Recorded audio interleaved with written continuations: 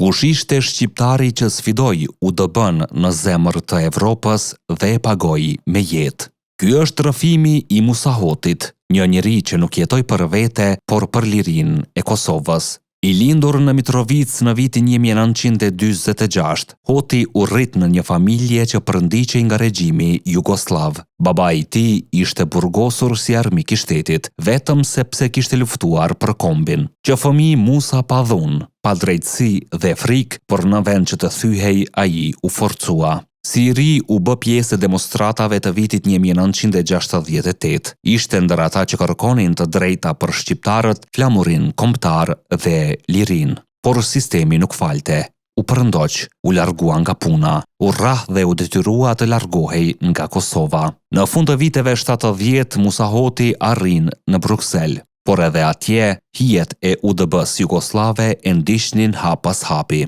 Ai vazhdoi aktivitetin patriotik, duke organizuar shqiptarët dhe duke mbajtur gjallë çështjen e Kosovës në Evropë.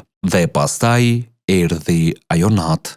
Në një rrugë të Brukselit, 7 burra i dalin përpara, e kërcënojnë në serbisht, e rrethojnë. Ishte një prit, një tentativë për eliminim. Hoti hyn në një lokal për të mbrojtur, por ata e ndjekin edhe brenda. Dhe në momentin kur nxjerrin armët për ta vrarë, Hoti reagon i pari. Me vetëm 2 plumba, vret njërin dhe plagos 3 të tjerë. Një shqiptar i vetëm përballë UDB-s, një moment që do ta kthente në objektivin kryesor të tyre.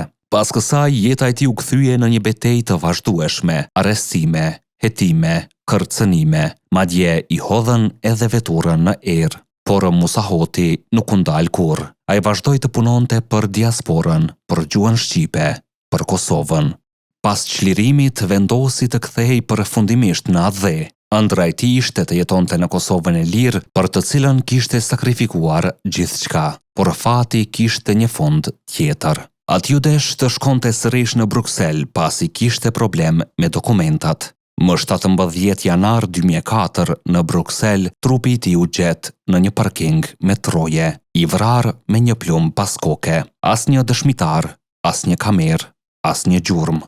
Një vrasje profesionale që edhe sot mbetet mister. Por një gjë është e sigurt. Musa Hoti nuk ishte thjesht një njeri, ai ishte një simbol.